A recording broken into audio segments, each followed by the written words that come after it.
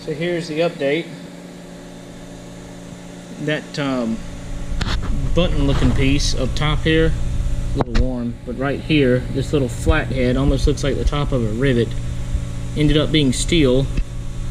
So the part that was broke off, I ended up taking it back together. The mount, as you can see, is still crooked, but tomorrow I'm going to heat here and here and try to roll it this way, or crimp it with some heavy pliers to try to straighten it up a little bit, make it look right. But for the most part, it's attached, and I didn't have to cut that big plate I was going to cut or drill into my carbon. I did char the carbon a little bit when I was heating it.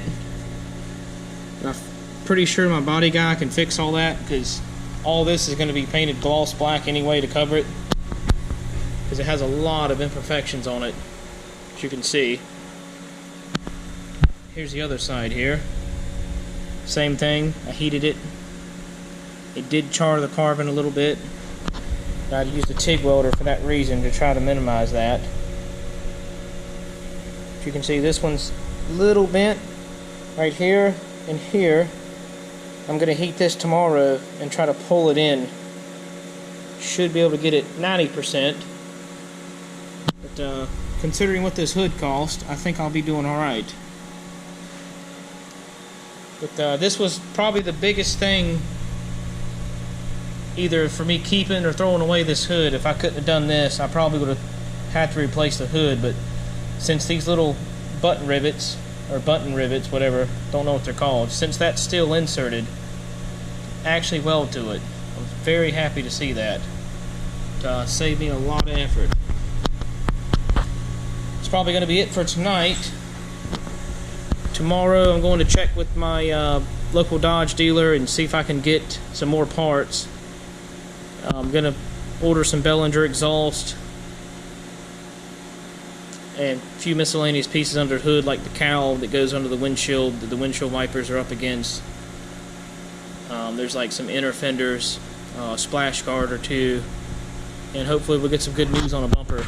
But I think we can save this hood. I think I did pretty good. If you wonder what kind of welder I'm using for the torch part, it's a CK, I don't know if you can see that, FX30, or CK300 FX, sorry, which means the hood, or the hood, sorry, I'm really tired. The head's flexible, which allows me to get in all kinds of crevices. I use a thumb remote because I don't like a foot pedal. It's just my preference. Very good torch system.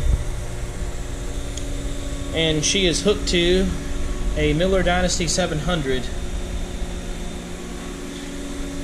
can see my setup here with the TIG runner package. Notice I do not have the pulser active. Pulser was off.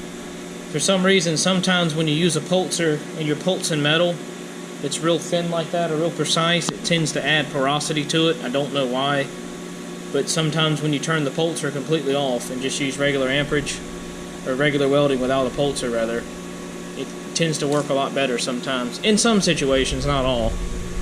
But yep, that's the good old machine there, taking me out of a lot of binds. But here's a big overview of the hood. It's upside down on my table, and I'm real excited. More to come. Stay tuned.